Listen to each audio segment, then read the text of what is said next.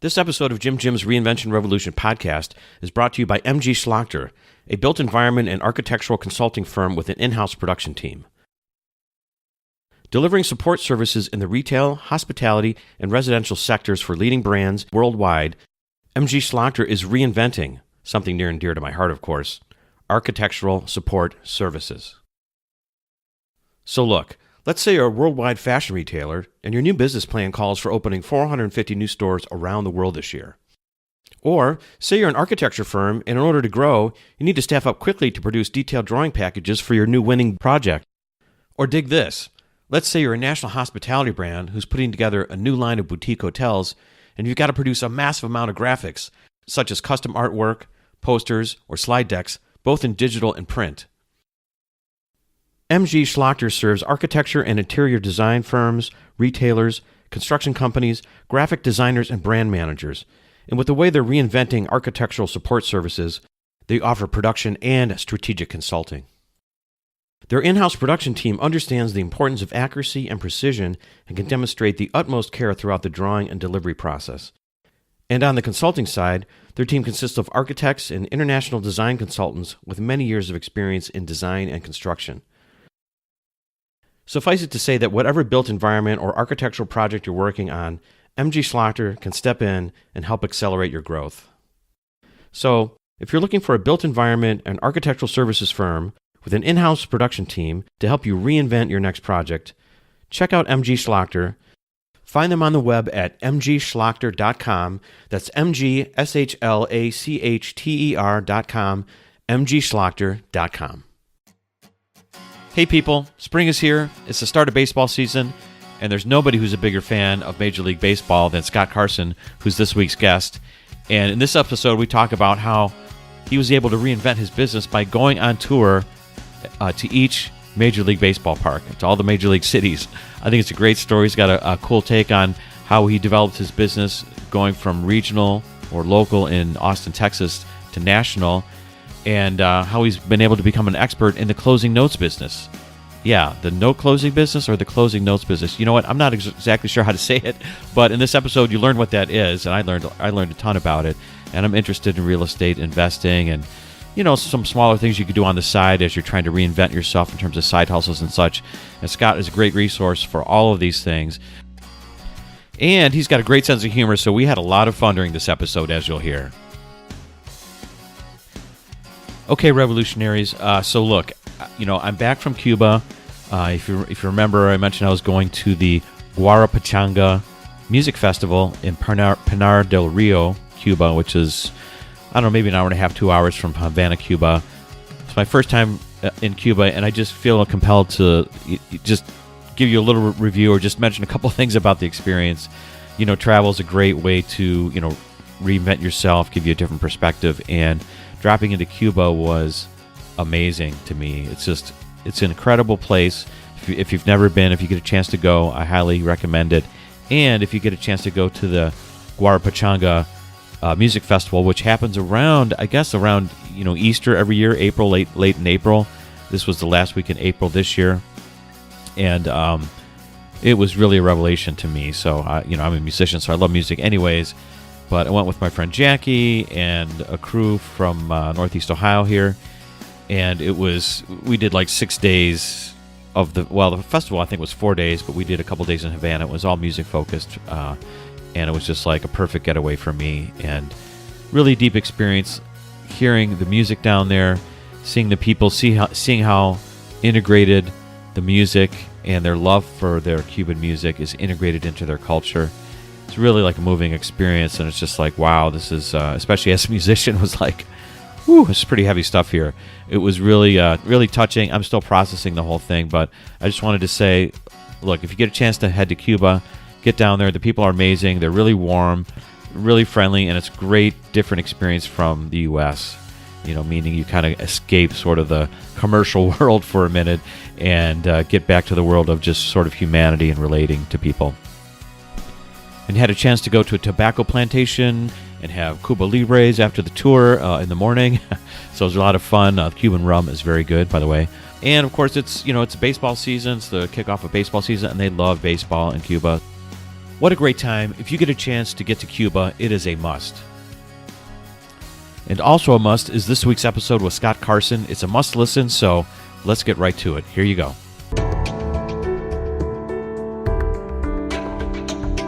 Welcome to Jim's Reinvention Revolution podcast, the show that explores reinvention in the digital age as it relates to career, creativity, and technology. Stay tuned for interviews with professionals, entrepreneurs, and creatives that have reimagined success and are making a pivot.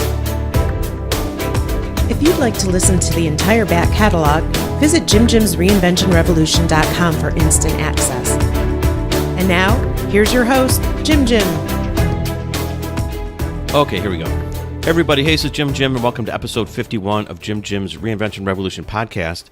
And I'm talking today with Scott Carson, and we're talking closing notes and virtual workshops. So Scott, welcome to the revolution.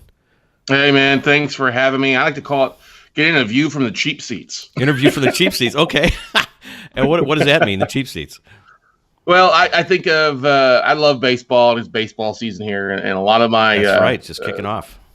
Exactly. Go Giants, go Astros. Okay. I'll just say go Tribe, go Indians, just to balance it out here for the listeners. Okay. Nothing wrong with that. It's a beautiful park there. Yep. But yeah, no, it's just I love baseball, and baseball really led to help me, reinventing myself back so many years ago with what we do with buying distressed debt and our education side, teaching workshops and sharing how we actually go out and buy distressed debt from the mortgage banks and then work on rehabbing the borrower if we can to keep them in the house. So. Well, right, yeah. I can't wait to dig into to hear that story, because we were talking earlier offline about how you had a little tour, which we'll get to in a second.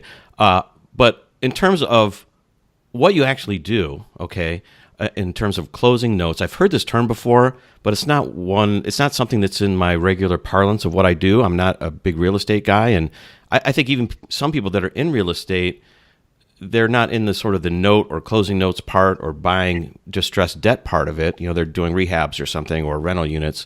So what does that mean? Just explain that term and explain what your business really is that you're doing. Yeah, you're 100%, Jim. We are a niche band of real estate investors, as I like to say. Okay. Everybody is in the note business. Whether you've got a car payment, a house payment, credit cards, medical bills, whatever, you're just on the wrong stream of the cash flow. You're paying out versus paying in. Okay. So what we do is, as real estate investors, we reach out to banks and hedge funds.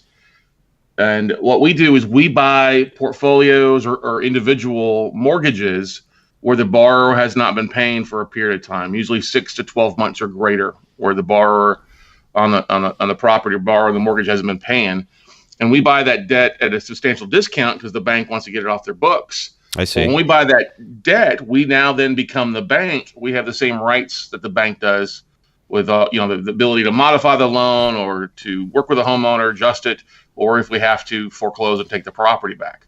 So that's what I've been doing for the last 10 plus years since the market went south in 2008.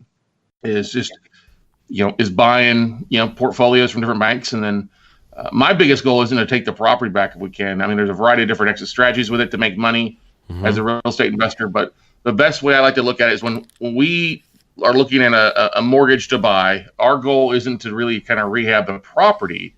And I don't really want to end up taking the property back as a rental. I would rather rehab the borrower for the cash flow, buy cheap, work out with a homeowner something that makes sense across the board as a win-win, and then hold on to it for cash flow for a period of time. I see. Okay, so I'm glad you said a couple things there. So first of all, I just want to clarify. So the term notes, this is just real basic, just for me, okay, Yep. And maybe for some of the other listeners out there, it just means a loan, right? That's exactly right. It's a mortgage. Okay. Exactly. Yeah, because I just from someone who's not in the business, I just know these things as these are loans. I've never called them a note in my normal life, but I think on the business side, this term notes is used kind of within the industry. So, all right, so that explains it. So it's just you're talking about people that have taken out a loan. Now they haven't been paying on the loan for some reason, whatever. It could be multiple reasons, Yeah. And so your intention, again, to kind of highlight what you do, which is kind of interesting, is you're not trying to take over these people's houses or these other structures that they might own. They could be single family homes or multiple families. Or are you into like apartment buildings and commercial buildings too as well? Okay. Yep. So all of that stuff. But you're not looking to, grab that property necessarily. You're trying to rehab the what would you call them? The loan, the person that holds the loan? We're trying to rehab the borrower. So The we're borrower, trying okay. to, people have, stopped paying for a variety of country Western song reasons. They've lost their job. Right. They've gotten sick. Grandma got run over by a reindeer, whatever it might be. Right. And the fact that we've bought it at a substantial discount, this gives us a lot of flexibility since we're usually buying these at like 50 cents on the dollar of what's owed or less, or the property value or less. So, well, now we are valuing the property. I mean, we're, see what the property's worth, because that's really our collateral. That's where we're making our money if the borrower won't work with us. And unfortunately, we still end up foreclosing about 40% of the time. Oh, you do? Okay. Yeah.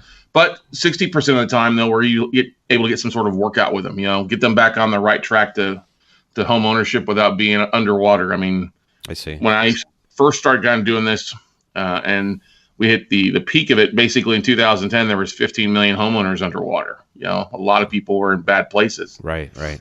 And so we've bought a lot. I mean, still to this day, there's about 4 million homeowners underwater still today. 1 out of every 10 Americans is already 30 days late on their mortgage. 1 out of 10.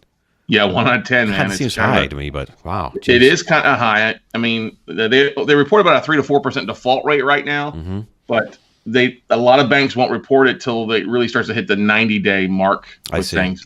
Right. Yeah, it's 1 out of 10 is basically right at 30 days behind or paying their mortgage almost 30 days late just to trying to stay afloat. That's interesting. Well, the mortgage crisis that happened, what was it? Gosh, maybe about 10 years ago now, I would say, roughly. Yep. For me, still feels like it was like yesterday or just a year or two ago. You know what I mean? Like I still feel the effects of it. I mean, I still look at my, projected value of my house, and it's still a little bit underwater in terms of what I bought it. Because I bought it in, 2004 or 5, like kind of the build up to the peak. So I bought it at a higher price. I mean, I didn't mind then because who knew this was coming, at that point.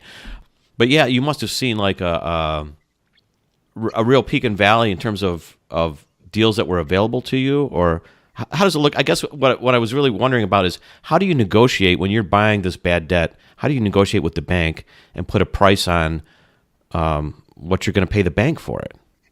That's a really good question.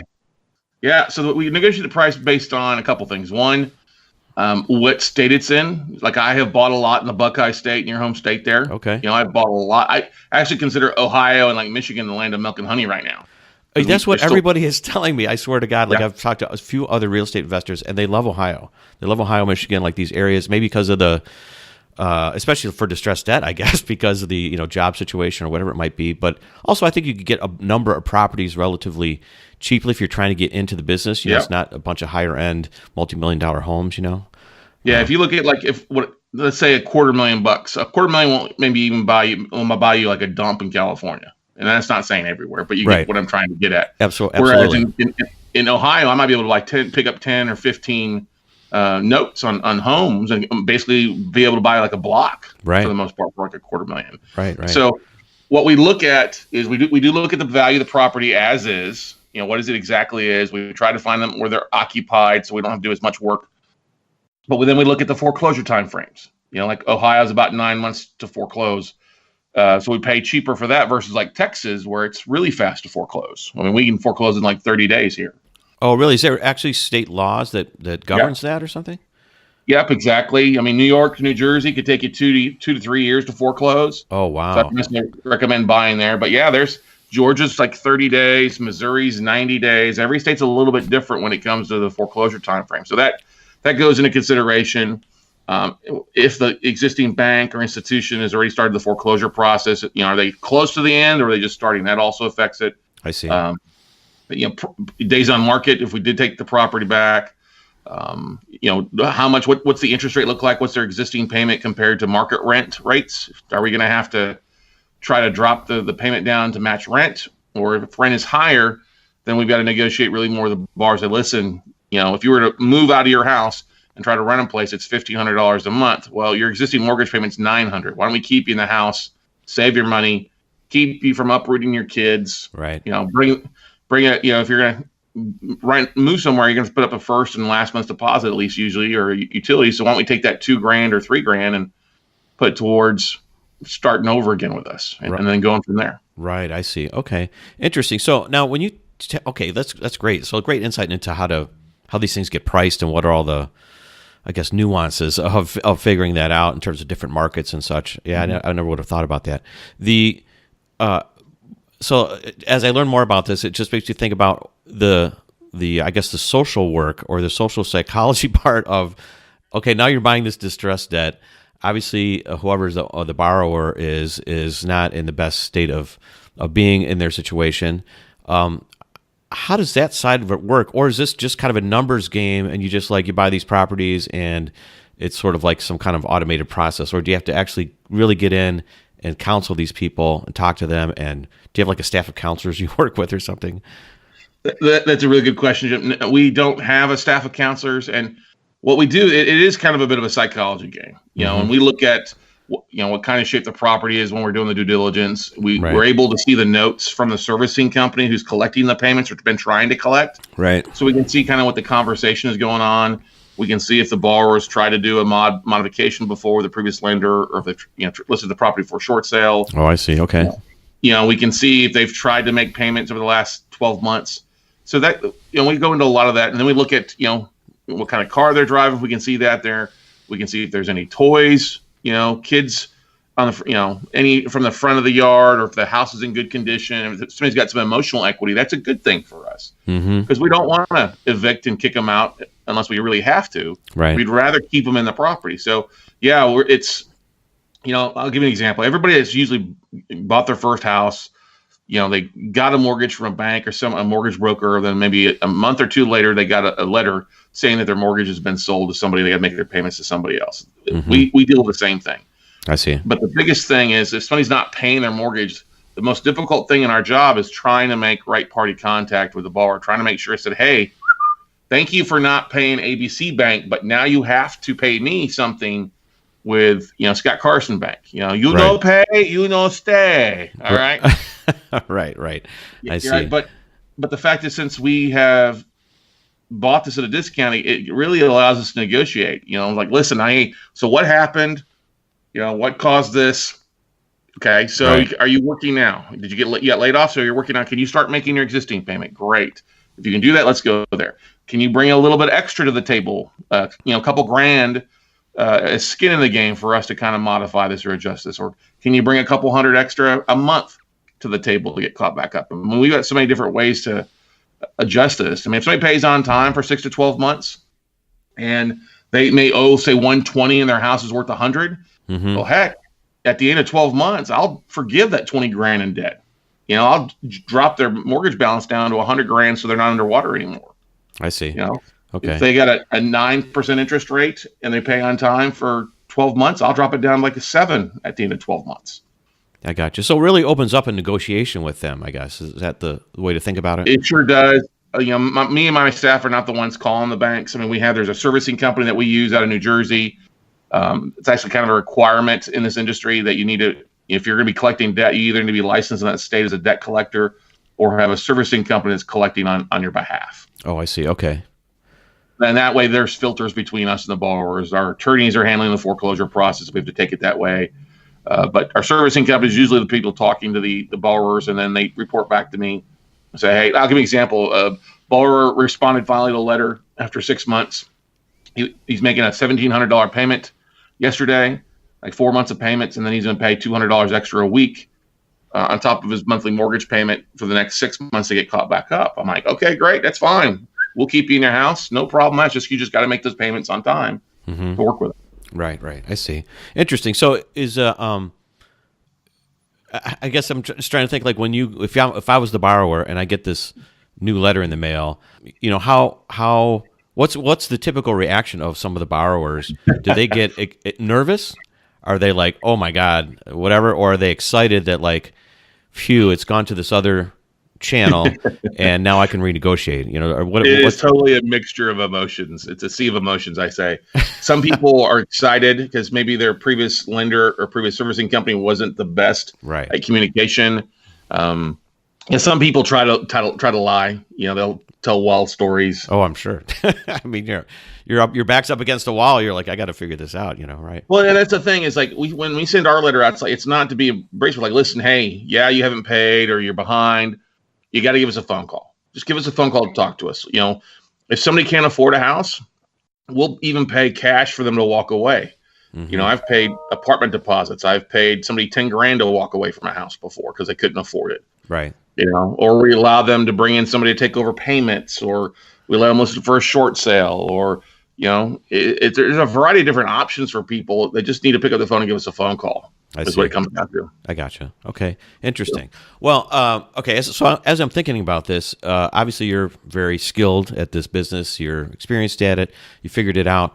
But one of the things that you are doing with your company is that you also offer some training for people that are interested in this type of business and getting into this business, right? Yeah, we've been, when we started teaching back in 2011, people, I was sharing the different deals we were doing and some of the other fun stuff. So people came to me and said, hey, can you teach me? Because there's not many people out there that teach this. There's maybe really a good solid 4 or 5 people that have got some experience in this industry of 10 years or greater. Okay. I'm one of the people now. And I love it's great helping people find a niche because we're not competing against your landlords or your fix and flippers or people looking for deals on the MLS because we get our deals direct from banks. So right. That's a beautiful thing. But yeah, I've been teaching, and we have different workshops and online training to really help people identify deals and do the due diligence and show them how to raise the capital for it and all that good stuff. I see. Well, it kind of piqued my interest because, just thinking about people that are out there that are interested in reinventing themselves or maybe finding a side hustle or something. Yep. There's all these little niches out there that if you just spend a little bit of time, it's not like you need to go back to school, and get 2 advanced degrees to get into this and figure out how to make a little bit of money, see if you like it, and then, you go from there and expand it, right? Yep, exactly, Jim. We have people all the time that start off on their side hustle. There's Gary Vaynerchuk, like I say, the 7 p.m. to 2 a.m. guys, right? Gals, right. We get people that don't want to do fix and flips or don't have the time. Especially if you're working a full-time job, the last thing you want to do is try to chase down contractors or deal with trying to fix a property remotely. So That's the beautiful thing is becoming the bank. Our goal is for the cash flow and get it reperforming and going from there. So yeah, we're very proud of all the students we've helped who've bought a deal or two or used this to kind of springboard to leaving their job, making a big decision in 6, 12, or 24 months. I will clarify, this is not a get-rich-quick scheme at all. This takes time. Right. You got to work it like anything else, but it's a great way to build wealth for you, your family, and your future in your retirement. Well, in thinking about that, in terms of like if you were interested in studying this and figuring it out, are you training people to really deal with all the nuances and aspects that you personally have to deal with? Like they have to find the right company in New Jersey if they're going to buy a property there, to work all that? Or are you allowing them to invest in certain deals that you're putting together? We do both. Yeah, we do both. Some okay. people don't want to do all the work and would rather just, fund some deals, and we have that. Okay. Other people want to get their hands dirty, and that's fine. We show them like, hey, here's the vendors to use. Here's the people you want to reach out to in this state. Here's what you need, and if you're going to be buying in Illinois, you got to get a debt collector's license. If you're going to be buying in Missouri, you're fine. Just use a servicer. We basically give them the whole blueprint to success. I gotcha. I was checking out your website, so it looks like you got pretty full service offerings, but I wasn't sure if we were just trying to get people interested in investing in your deals, or if you were teaching them the real deal of how to do it themselves. There's a beautiful thing in the note industry, since it is a smaller niche. We don't have as much competition as some of these other bigger niches, like fix and flip in or wholesale and things like that. And it's a small niche, so we have kind of coined the term co-opetition. Mm-hmm. Where everybody's cooperating together, but we are all very competitive and looking stuff for our own, investment companies and our interests as well. But it's a really great thing because it makes sense. A lot of times we have people that will kind of join together. They'll, instead of buying 20 assets, they'll work together to buy 100, and they'll get a much bigger discount from a bank. I see. And more deals and stuff like that. So yeah, it's a good, friendly niche out there. A lot of people are willing to share and there's you look at, there's like 5,000 lending institutions, and we're not buying from like Chase or Bank of America or Citigroup, mm-hmm. but there's a whole lot of other smaller regional banks and smaller entities that you can buy the stuff from, either on a one-off basis or buy like a bulk of 20, 50, 100, 200, whatever you wanted to buy. I see. Okay. Well, yeah, that's cool. I mean, that was kind of the feeling that I was kind of getting from the website and just talking to you earlier, that it's like, it's a win-win for everybody, So that's kind of the cool thing, sharing this information, and then maybe you get collaborative deals out of it, like you mentioned. So really cool thing. Well, I know that you were able to build up this part of the business, sort of the training part of the business, through, webinars or virtual workshops and such. And I want to start digging into that. But first, I want to rewind a little bit, because you have an interesting story of how you sort of, I guess, happened upon or realized the power of webinars or virtual workshops. So let's rewind a little bit and discuss about how did you get into buying notes? This is not something you necessarily study in school, right? It's like a weird, niche real estate thing. So what'd you study in school, and what got you into this in the first place? So I studied business and marketing, in college. I went to school at Texas, or it's now Texas State University in San Marcos, Texas. But I changed. I started off in radio, television, and then transitioned to journalism, and then finally wrapped up in business in 2001. But I see. Okay. I got out of that, kind of went into the finance field. Was working as like a financial advisor. Got into banking, transitioned to that, and was a vice president at JP Morgan Chase here in Austin, Texas, and was one of the top bankers in the country. And then a buddy of mine approached me that I'd worked with previously, was starting a mortgage company with a couple real estate entrepreneurs here who were traveling the country, speaking at these different workshops on real estate investing. And I was like, man, that's really what I'd like to do. So started working with him. We really kind of grew this mortgage company. We were doing stuff in 30 states. And then the market hit. Right. It was like, boom. Boom, exactly. Kaboom is right. As I like to say, it's like a big bomb alarm. Right. Wow, right. Love it. But lucky for me, I'd been working with these investors, and so I had basically like a 4-year apprenticeship into getting into the real estate investing world on the right way. I was learning how to do some creative stuff, owner financing. I was learning the theories about buying distressed debt. And so luckily for me, when 2008 hit, I just kind of left the mortgage company and then jumped to the other side and just started dialing for dollars, started calling these banks. I see. I'd make 50 to 100 phone calls in a day to get a hold of, a dozen of people. And that worked really well for, obviously that's what I've been doing ever since for the last 10 years, 10 plus years. But during this time between 2008, 2010, 11, it was kind of like the Wild West. All these other buyers of debt that had been around had gone out of business or stopped the market, and it made for an opportunity for me to just really able to hustle and get things rock and roll. But I was finding all these deals outside of Austin, and I bought some stuff here in Austin, but not much, because Austin's a desirable area. But I was seeing a lot of stuff in Ohio and Michigan and Florida, all North Carolina. And I was like, well, I really kind of need to build some connections in those areas, or build some connections across the country. I probably need to see about getting out of town. And there was one night, literally about a month, almost 10 years ago to the day, I'm sitting there watching baseball, or preseason baseball. Actually, went out at my brother's house, and the Visa card commercial comes on. If you remember the one where it's like, okay, ball, hot dog $5, cold beer $8. Traveling around the country with your son to go to all the parks, priceless. You know what I mean? Yeah, I remember those. Yeah. And I was like, okay, well, I wonder what it'd be like. I'm now single. I just stopped working with another business partner in the mortgage industry, went our separate ways. Divorced, I was just like, what? Maybe I just need to go travel. I'm kind of single. I might take an opportunity here. Okay. So I just pulled out I got one on ESPN.com and started jotting down. So what would it be like to hit all 30 Major League Baseball parks? And how long would it take me to do that?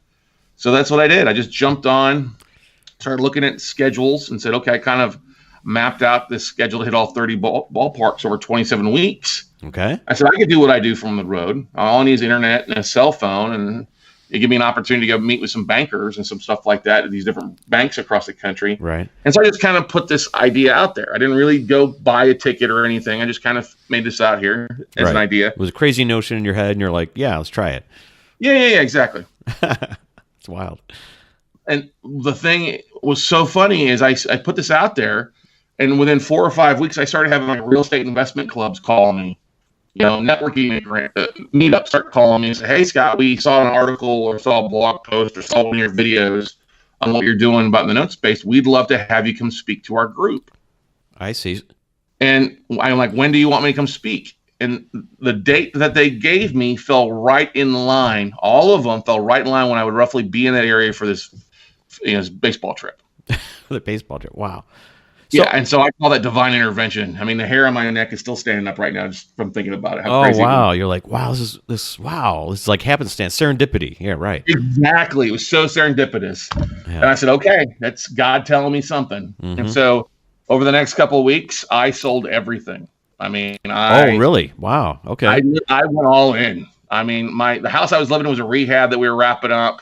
It was underwater. I wrote a big check at a closing table and gave money back to the investor to make him whole. I sold everything, furniture, plates. We had garage sales for like 3 weekends in a row to get rid of it all. Wow. And then me and my dog, I had a golden lab, and she and I jumped in my truck and we headed off to Dallas, Texas to catch opening day of the Texas Rangers. And that's kind of how it all started back in then.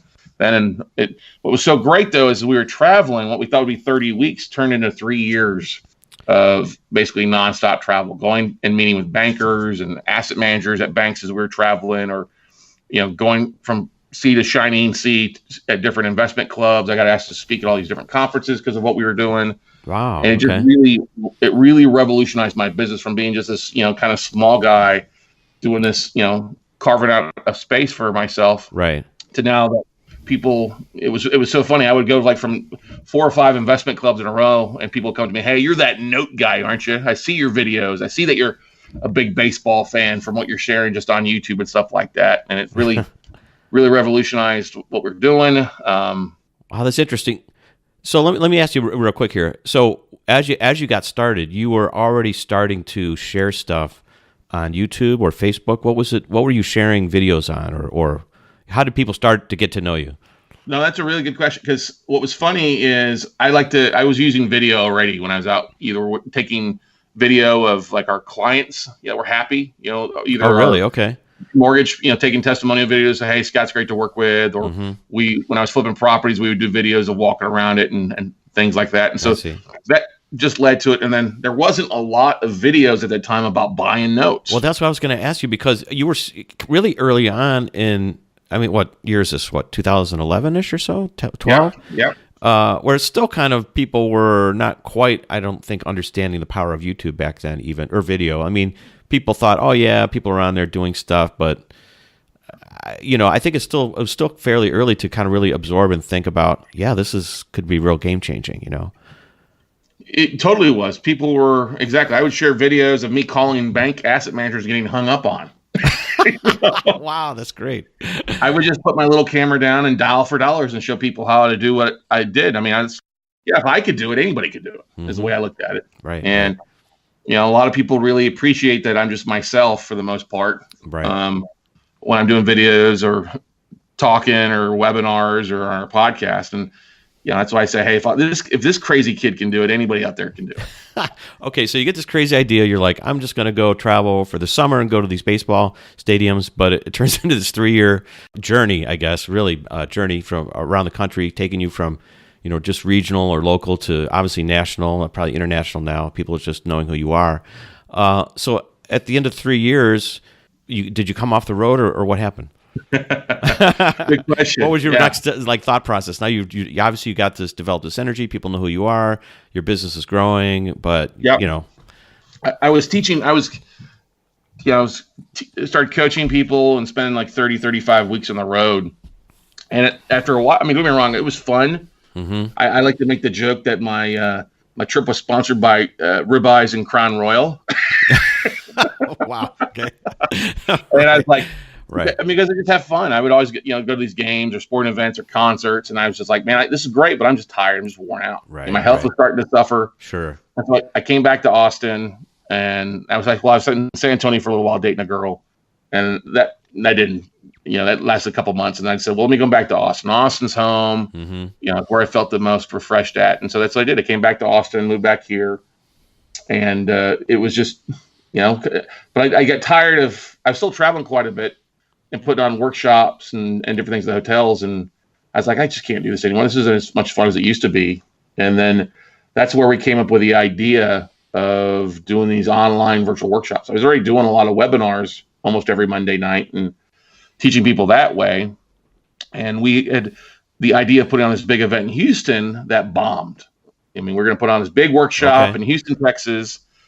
We dropped like 25 grand in advertising and nobody signed up. I mean, it was like crickets. When we expected 300, we had 12. Wow. So we canceled. That's a big thing. We're like, oh, we're not doing this. Let's cancel it. We canceled the event. Called all my buddies and said, hey, just take the weekend off. We're going to come speak. I'm like, it's been a disaster here. And they're like, well, thanks for letting us know. At least so we can have the weekend, which they were appreciative of that. Right. They haven't jumped on a plane. But I was driving from Austin to Dallas to go to a different thing like a week later. And my VP of operations, Stephanie Goodman, and I were sitting there driving. She's like, why don't you just do an online like virtual workshop? I'm like, no, it's not going to work. Everybody wants to be in person. She's like, no, I bet you could do it. You got a lot of interaction and you still are able to have the students network with each other online. And we can throw them in a Facebook group or some other things. And so I was like, well, okay, let's give it a try. And it was funny is my sales staff that lived remotely and things like, oh, that's never going to work. That's going to bomb. That's interesting because you were already doing video and stuff. You already were probably pretty comfortable with most of the technologies. It's interesting it's just interesting how people's thoughts are still like not sure about this stuff or whether it's going to work or why it works. So tell me what happened. Just curious to figure out like why did it work and how is it working for you? And Yeah, no, it's a good question. It was fun. So we decided to do our first workshop. So we'll give it a try. Yeah. And we had usually when we would do a hotel workshop, we'd have like 100 people. And it was a very 100 plus. Well, we had 75 people show up online that paid to come, basically paid the same amount to come to the online workshop. And at the end of the workshop of the 3 days, I was just blown away. I was able to sleep in my own bed at night. Right. I wasn't have to be up so late. It was so much less overhead. I didn't have like a 30 grand charge for hotel rooms and travel, and food and beverage. And I wasn't paying $85 a gallon for coffee. Right. Exactly. Yeah. And everybody loved it. I mean, everybody that was on it loved it. They're like, when are you going to do it again? I was able to do the video so I could record it and save it and give them the replays. And it blew me away how easy it was. So literally like that, at the end of the week, it's okay. We're canceling the rest of our hotel workshops that we had scheduled, like 4 or 5 more that year. I see. We're just gonna redo them with this video stuff, and it's a little bit different. If you're selling, you have to do a few different things there, but it completely revolutionized the industry for the most part because people were so used to doing hotel workshops, and they were having people that weren't showing up or getting canceled. Well, this way, if it's online, they're watching from their home or their office. They don't have to take time off from work or from their families. And it just, we've grown it to where we're getting somewhere between 700 and 1,000 people on a 3-day workshop. Wow. Okay. Yeah. It's recorded. People love it. We were able to get them to interact and network because we're, use some things like Facebook Live and our Facebook groups or a Basecamp group where we can put everybody in and they can network before, during, or after. And it's really built a strong national network. We're kind of called Note Nation, or other educators call us the Carsonites. The Carsonites. Okay. Very good. Because they're just passionate. People love the fact that they can do this without having to leave. It saves them a ton of money that they would be paying on airfare. Oh, absolutely. Stuff like that. Our vendors love it because they're not having to pay $5 grand for a sponsorship. They don't have to travel. They can stay from either home office, or what happens a lot of times when we have other vendors or speakers on, they're actually calling us from a hotel room at another event. Right. And going through that, but now they're able to kill 2 birds with 1 stone. And most of the time, if they're selling something, their sales are actually better on my online events than the event that they're at. That is kind of it's an interesting shift, I think, because I maybe it was just kind of momentum or just the history of the past, kind of, especially in the real estate world, that there were a lot of workshops held at hotels, for example, and those kind of things, and people like going to them, but. Yeah, I guess maybe that you were just the right place, the right time, where this shift was, and mindset was ready to happen, and people have followed you. So that's really, really great. I guess inspiration, or just realizing what's out there to take advantage of. Well, that's the thing is technology is constantly changing, and a lot of people are still trying to do business like it was a few years ago. They haven't adapted. Right. I mean, you just look at what has happened with podcasts for the last couple of years. It's been amazing. Podcasting has revolutionized our business in the last 18 months too, with us cutting back on a few extra things because we're getting so much great feedback and stuff from what are doing our own podcast. I'm sure you're seeing the same thing too, Jim, with a lot of people reaching out. Oh, absolutely. It's it's really starting to take off. It's about a year and a half. It'll be actually 2 years for me in May of doing this show. Yeah, and it's really, I've just seen the numbers grow and people are reaching out to me. I just signed my first sponsor in January this year. It's cool. I mean, it's really like and I'm not trying to. I'm trying to explore and inspire people and kind of just, like you were just saying, the world is being reinvented like right before our eyes, it feels like. And if you keep your mind open and figure out how to make these subtle shifts, it can really be beneficial instead of, staying kind of behind the times or in a different lane and being nervous or fearful and those kind of things. So, we got a few minutes left, and just speaking about the technology part, it leads into one of my questions I like to ask the folks when they come on the podcast is with all the pivot you've made and all the, diving in really into the technology, the online world, social media world, webinars, et cetera, you see the advantages of them. Is there something that gives you pause out there that in dealing with the technology or in thinking about it that, you didn't go to school you're not a high technology guy or engineer or someone like that or a software person. How do you as a business person deal with technology, or what do you think about it in general? That's a really great, I'm so glad you asked that question, Jim, because I think that's a big hurdle for a lot of people. Yeah, they just don't want to learn something new. Right. And, so one of the things that I do is I attend usually several marketing conventions a year.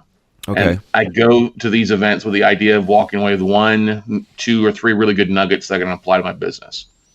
I think a lot of people get overwhelmed trying to implement everything and they don't get anywhere. That's right. Yeah. That's what's helped me is we go to the big trafficking conversion summit that takes place in San Diego in February every year. Okay. And there'll be 6,000 plus marketers there, 200 vendors, a bunch of great speakers. And so that's what we do. We go there and we usually pick something out and apply it. I'm not afraid to try something new. I've used Skype. I've used Google Hangouts. I've used BeLive.tv or Periscope or a variety of different things to try to record my episodes, record my webinars. So I'm willing to try something to see how it works out, because if it saves me time and it's easy to use and more people will be on it, it's a way to expand my media the way I look at it. So we use Zoom for most of our workshops and online, webinars. It's one spot we use. We love it. By using Zoom, we're able to, live stream it straight to Facebook or YouTube if we need to. Right. And it just becomes, it's just a really cool tool that we can use to allow people to network as well. And it's just like, it's ease of use is what it comes down. It's a lot easier to do it than most people would expect. It's just that you have to kind of take that mind block that a lot of people have, that fear, and put it to the side and give it an opportunity. And that's one of the things that I'm looking for. If I'm always looking to add a tool to my business. Right. I'll give you an example. I found a tool yesterday that I played around with called Restream.io. Okay, I don't know it. All right. So if you're doing video, you can, and you're going to be gone for a while or stuff like that, you can actually record 30-minute videos. It'll let you schedule an unlimited amount of videos in 30-minute slots, and then it'll automatically live stream it to Facebook and Twitter via what's the Twitter's video thing? Via Periscope or to YouTube as well. It'll automatically go live across those platforms. And we're messing around with it. I was like, oh my God, this is awesome. Because we're getting ready to take like a 3-week trip now to go to Europe. And I was like, oh, I don't want to mess up my podcast. So because we do live video and stream it. So I'm like, oh, I can pre-record it and just set it there. Like, it looks like I've never left the office. Oh, I see. Okay. So this is like what do they call it? Like Hootsuite or something? There's some other programs that, do automatic scheduled posts for social media, for example, so right? It's kind of like it's kind of like a Buffer or a Hootsuite, but for your videos. I see. Interesting. Okay. It's exactly what it comes down to. Oh, yeah. Cool. Yeah, I hadn't heard about it. Well, great. Yeah, it's a great tip. Well, when you were talking about this, you said something that leads into my next question, and that's about mindset, and it's about how to keep your mind open to, digging into something new. or trying something, like it sounds like it comes a little bit more natural to you perhaps, but how do you think about the mindset part, which really helps drive all this stuff? How do you stay open to change, or when you get overwhelmed and you're thinking like, man, I don't want to learn one more social media program or whatever it might be, even though it could be easy, literally simple, and massively impactful for you. But just it's human nature that you just get overwhelmed with the change. So how do you tackle that? So that's such a good question, because everybody feels that way. Right. And so I've always challenged myself, I was going to learn something, to try to implement it in the 72 hours after I learned it, whether it was an email trick, a social media hack, a website. And there's some, like, I'm not on Snapchat, I'm not on Marmot or some of these other things. And Instagram, I mean, I'm on it, but it's actually our least effective form of marketing for us compared to like Facebook and LinkedIn, things like that. So you always, the thing I tell people out there is like, look, find something that works for you, get to know that platform, get to know that social media thing, whatever that might be, before you start adding a bunch more. I'm a big believer that we as entrepreneurs and business owners and people have a lot of unfinished bridges. And what I mean by that is we're sitting here where we're at, and then across wherever it may be is what we want to get to. It's our goals. All right. Whether it's leave a job or launch a business or a company. And we've got this ravine, this crevice that we've got to get over. And so, like a lot of people, like, oh, hey, I got to get an email provider. So they'll get on their email provider, and maybe they'll sign up for MailChimp.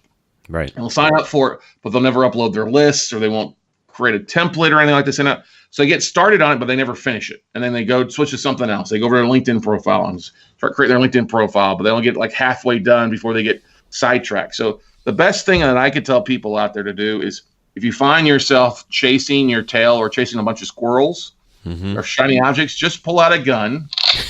Oh my God. Oh my God. All right. A real Texas boy right there, man. What people don't know is I just got a little toy here. It's like 16 different sound effects, which I use all the time.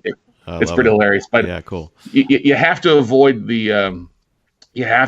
all the shiny object syndromes. Yeah, it's good to test things out. We are always testing some things out. If we see something, we'll test it. Hey, can we implement it? And can we use it? Is it going to help us? Yes or no? And after 30 days, if we're not using that, we move on. We'll come back to it in 6 months and give it a try. But everybody's unique. And in today's world, there's so many little cool things you can do. Use what you do to be effective, get that bridge built. And then as you use it, you'll learn new tricks and trades or secrets to turn it from like a rickety rope bridge in like the Indiana Jones movies to like a 4-way highway, like the Golden Gate Bridge, if you just keep practicing at it. Right. Well, I think it's a good idea because, once you feel like you've mastered something, you just get that feeling of accomplishment, and that anxiety, that angst, that fear, it goes away. It kills it. You know what I mean? Because you're like, yeah, I mastered that. I did it. I finished it. Gives you that nice feeling. So yeah, that's a great idea, and that's something that will keep the doors that are closing your mind at bay. Keep your mind open. Cool. Well, I got one final question for you. So after kind of pivoting into the notes world and being successful and starting all these webinars and virtual workshops and all these things and mastering some of the social media, what's a reinvention revelation that you can share with everyone, that something that you learned along the way that you never would have discovered in terms of like diving in or going on your baseball stadium tour? What can you share with folks? So here's I'll give it one or two bits of advice. So okay. I will tell you this. One of the people that I met along the way has become a good friend and mentor of mine, is a guy by the name of Greg Reed. And he, author of Think and Grow Rich, 3 Feet from Gold. And just a great guy. And he taught me the principles of the 33%. So we all have a tribe that surrounds us. People that we know, love, people that we've known from work, whatever, acquaintances. Mm-hmm. And when you start to do something new that maybe isn't what you've done before, you're going to have basically 3 pools of people around you. You're going to have the third of the people are going to love you no matter what you do. Your friends, your family, they're going to support you because they love you. They're your closest friends and things like that. But you're also going to have a group of people, a third of the people out there that aren't going to support you. They're going to talk nasty about you. It doesn't matter what you do. It doesn't matter what your sex is or what color your skin is or height, weight, whatever. They just have a dark hole for a soul. Right. And, they're just going to throw rocks. What you have to do, and what we all have to do as entrepreneurs, is when we do some marketing or do something new, we have to ignore that 33%. So like if you send an email blast out, where everybody does this, they send an email blast out to their marketing and they get all these people that love it and say it, but then you get one or two nasty emails from people. Right. What is this? You can't do this. You're not capable of doing this. And we fixate on those as people. We want to try to make everybody happy. Mm-hmm. You can't make everybody happy. And the minute you realize that, it comes with a freedom. It comes with a liberty to be who you are and just keep on being you. And so what you have to do is not focus on that 33% that is dark. Focus on the 33% of people that love you, and then that middle 33% that don't know you, that's on the fence. And if you just do that, focus on those two groups, over time, that other 33% is going to sit back and see that you've stuck with it, that you've been dedicated, you've been consistent, and they'll slowly start coming over, or they'll just unsubscribe and you won't see them again. And so you won't waste your time with, like I say, Debbie Downers and other people. All right. Right. So you'll be happier. You'll avoid the negative people. And that's just a great way to look at it. So that's one of the best pieces of advice or counsel that Greg gave me. And then also another one I would say is, if you're starting something new, don't go out and ask all your friends or people that know you advice. Okay. They don't have the experience. If they're not doing or using the things that you're using, they're not going to be able to give you any type of good advice. They're just going to come from their limited background. So what you want to do, whether you're starting something new, a business or doing whatever it might be, is you want to go out and seek counsel. You want to get counsel from those that are actually doing it, that have gone before you, that are either your peers in the industry or somebody who's actually either using the things that you're trying to use or have done what you're trying to do. Because you'll get more amazing tips and save so much trouble, because most of the people that I know that are successful in whatever the type of industry they are, they're willing to help somebody brand new for the most part, because they went through that. I mean, we all started at some point, we were a beginner. Right. And the people that were successful in ahead of me were so willing and giving of their time and advice that it really helped save me a lot of mistakes. Now, I make plenty of mistakes. I goof up all the time, but my biggest goal when I started teaching and doing these workshops and educating people was trying to help people avoid the same mistakes that I made early on. And that's what, seek counsel, don't ask advice. Right. Well, definitely sage advice on both points. And as I'm listening to you, speak there, it's reminding me of when I started my consulting business, when I quit my job back in 2006. People thought I was a little bit nuts. And and most recently when I started the podcast, same thing. And even my close friends, I was kind of chuckling to myself here. Like when I told them I was starting a podcast, I mean, they were all like laughing at me and they're like, "You're doing what? What's that? Who's going to listen to that?" And they were really like ribbing me. I mean, it came from a good place, but it resonates what you're saying about like take with a grain of salt, try to tune out the negative comments and all those kind of things, and find people that are going to be in your tribe that are the right influences of where you want to go. So great stuff, man. Well, you know what? It's time to get out of here. But Scott, thank you so much for being on the podcast today on the show. If people are interested in learning more about how to close notes or what you're up to, or interested maybe joining in on one of your webinars, where would you send them? Where would they go? A really easy place is to go to my main website, weclosenotes.com. That's the easiest place. It's my main website where we host the podcast and my workshops, and then what we do with buying and selling distressed debt. So weclosenotes.com is the easiest place to go, and there's different ways to opt in. If you're listening to this and you'd like to get some more education, we do have a free thing that we give away. If you go to, if you're on your cell phone listening to this, if you just go to your text messages and text the word notes, NOTES, to the phone number 72000 and send the word notes, it'll give you an opt-in to over 80 hours of video training and a PowerPoint too that you can download and get a good kind of get your feet wet kind of presentation and how to get started in note investing if you're interested. Oh, okay, cool. That's great for everybody listening out there. So thanks. I appreciate that, Scott. Cool. Thanks, Jim. No problem. All right. Well, thanks for being on. It was really great to talk to you. Thank you for having me. I'm being honored. And guys, if you're listening to this, Jim didn't ask me to do this. Go to iTunes. If you're listening to this, take that second, go over to iTunes, subscribe, leave him a 5-star review. Jim's doing a great job with this show. Such great knowledge and great guests. And as podcast hosts, we love seeing reviews and how we can do better or what you love about the show. So do Jim a favor, go over, subscribe, leave him a review. He'll love you for it. Wow, Scott, I did not pay you for that. Seriously, I thank you so much. I'm humbled and honored. I really am. But thanks for being on, buddy. Appreciate it. Thanks, Jim. Thank you for listening to Jim's Reinvention Revolution podcast. If you want to hear more, join our mailing list at jimjimsreinventionrevolution.com. See you next time, and remember, the revolution has just begun. So dig in, embrace the process of reinvention, and start realizing the success you've always dreamed of. Hey, revolutionaries, if you enjoyed today's episode and today's guest, let them know by commenting on their Facebook page, finding their Twitter handle or Instagram feed, and letting them know you heard them on Jim's Reinvention Revolution podcast, and tell them what you got out of the episode, what you really liked, or how they inspired you. I know they would get a kick out of it, and will help others find the same value that you found.